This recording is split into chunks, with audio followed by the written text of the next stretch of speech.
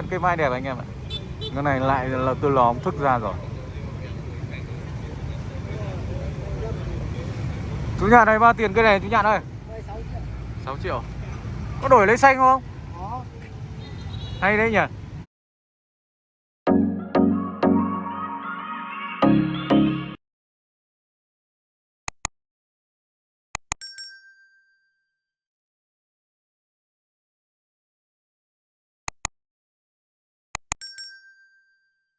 Bây giờ cưa luôn là khả năng là bán được luôn.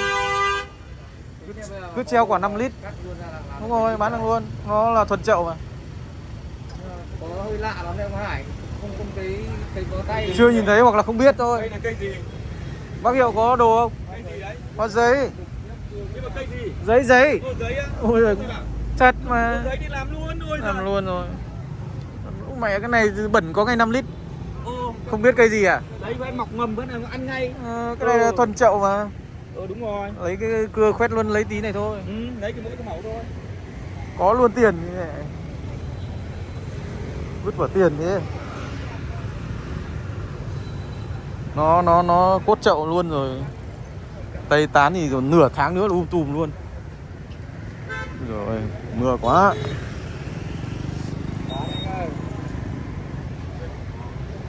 Mưa này cứ làm đá về Màn Ninh là ngon. Đá hầm đá. Mưa này. Đây, đấy bác Hiệu còn không biết cái này. Đấy, thế là mất lượt rồi mẹ. Mất lượt rồi. Có ai đấy rồi hả? Nhiều người, thôi được bác nhanh tay bác chén trước.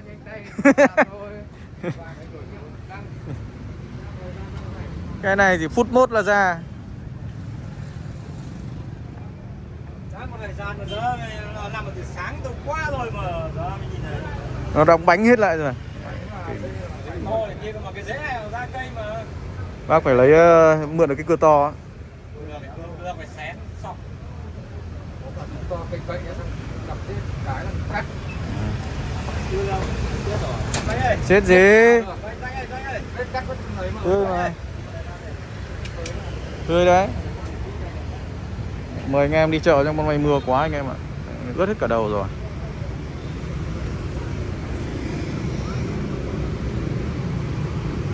Mời anh em đến với một cái ổi.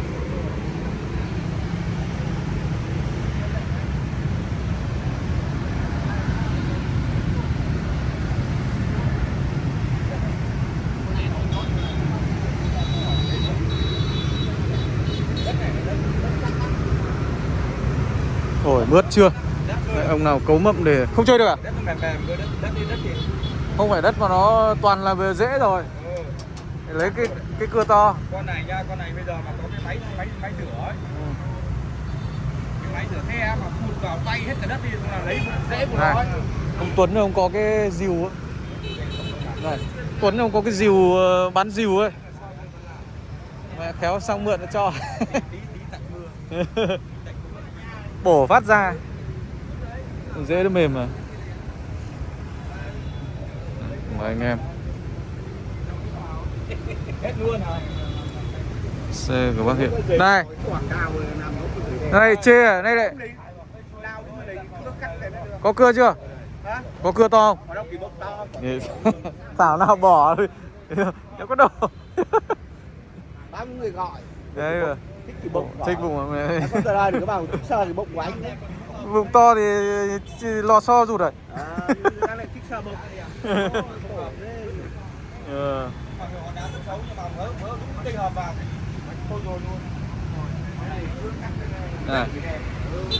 Đây anh Hải ơi. Vần được ra có ngay 5 lít. Hàng thuần chậu. Chê thế lạ. Tiền cứ rơi đầy đường.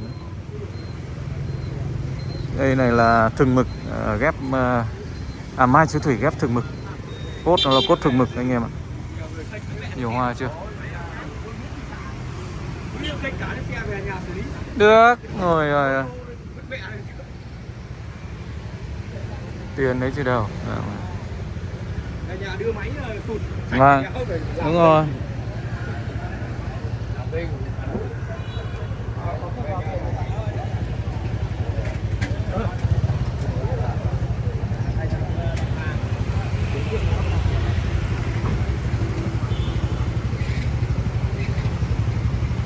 bố. Hôm nay chợ có vẻ vắng nhỉ. Đi triển lãm hết rồi sao?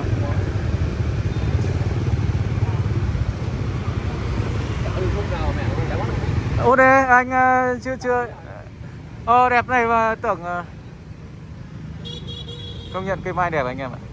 Cái này lại là tôi lòm thức ra rồi. Chú Nhạn này bao tiền cây này chú Nhạn ơi? 6 triệu. Có đổi lấy xanh không? Có.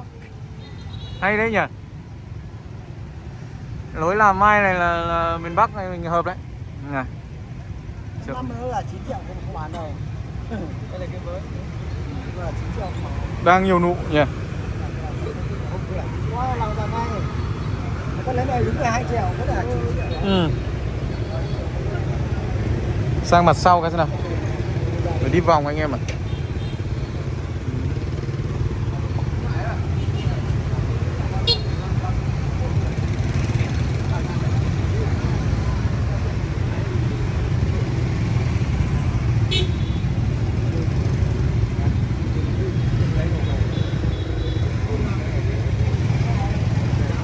Cây này ok đấy anh em. Giá mà thân nó to hơn một xíu nữa thì tuyệt vời. Nhưng mà thuế thì đòi hỏi cao quá. Đó, cây đẹp này.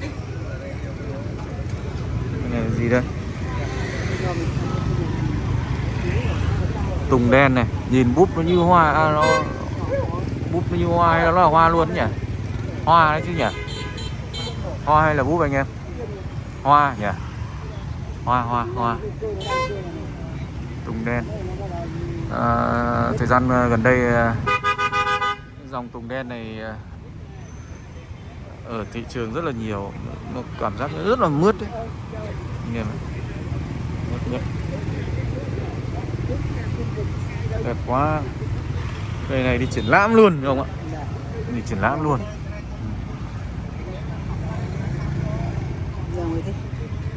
Thích thật.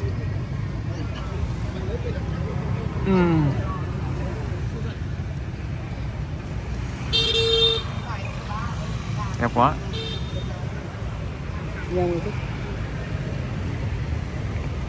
Quá thì là đẹp luôn.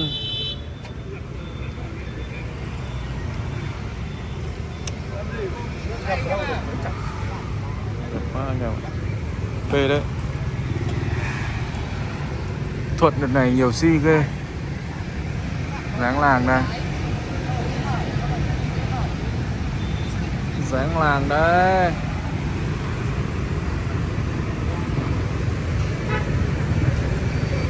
Cây mai hôm nay Chứ Thủy hôm nay là hoa hậu ở chợ rồi.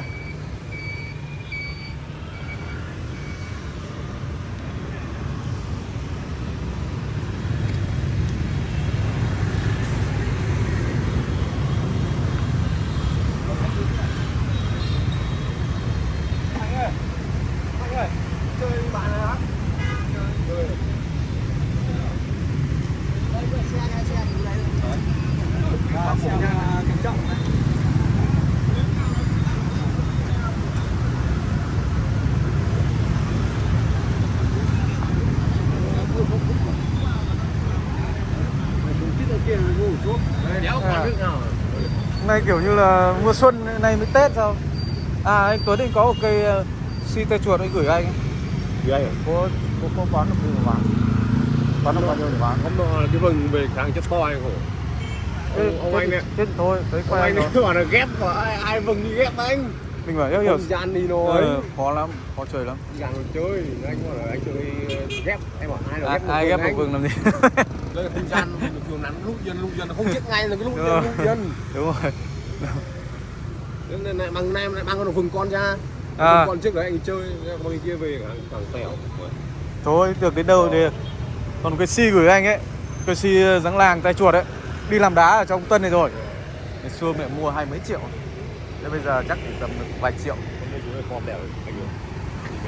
Lúc nào tiện vào anh đấy, hoặc là có cái gì hay chuyển đồng ý chuyển đổi. Đáng như răng xanh. Để cạnh cây si hợp đấy chứ nhỉ. Đấy mà bố trí hai gần nhau là. Con hàng này bao tiền đấy Thuận? 6,5 triệu. 6,5 triệu. Nàng chủ cho căn cái mầm này tiếc quá. Vẫn là vết cắt đây này. Hoặc là để cho to thêm cũng được. Đây đây đẹp không, cắt bỏ. Ê, tay vừa cứng cáp lại vừa bay nhảy đấy nhỉ. Wow, cắt xong 2 rưỡi cắt xong. Chơi vừa hơn 11 giờ. Đêm nhỉ? Dạ. Đêm nhỉ? Vâng. Thế con xin này bao tiền? Con xin được mới Này, cũng 6 triệu rưỡi. 6,5 triệu anh em. Ổi điệu ấy. Ổi 5 triệu rưỡi. 5,5 triệu. Tự nhiên mà ná nhỏ, ná bé tí mà. Đúng rồi. Tay cạnh ôm một cái gì thêm. Ổi ta nó mới hay anh em. Ổi ta. Cái ổi này em làm trên chục năm rồi, nên là một lần được như này. Anh em nhìn cây nào. Nhìn cái gốc này thì biết. Qua này trộn này không hợp thôi. Nhìn cái gốc là biết này. Vặn xoắn rồi. Mịn sạch. Lá nhỏ tí rồi. Gian nhanh không còn nắng. Lúc dần cây nào không nào mai mang một cái xanh quê về nó bỏ gần bỏ nó cành mà. Cứ lụi dân Trước để ở mấy chục cây đấy. Mà sâu nuôi lại khó lắm. Nó bị rạc. Con như Độc Vương ai ghép Độc Vương. Anh bảo anh trộn với cái người ghép. Thế ông ấy cái mà mình sủi cho mấy đứa trẻ con 500 này em muốn vợ con gì đâu. Em cảm ơn em phải không lấy mà. Bởi vì nó đáng gì đâu anh, nhưng mà rảnh cây thì mình lấy thêm gì đâu. Thôi đằng nào ướt đâu rồi. Cũng phải vào đấy, cũng phải vào trốn đấy. Mưa này ướt. Tùng đen. Chưa biết. Này cái này đang có hoa này.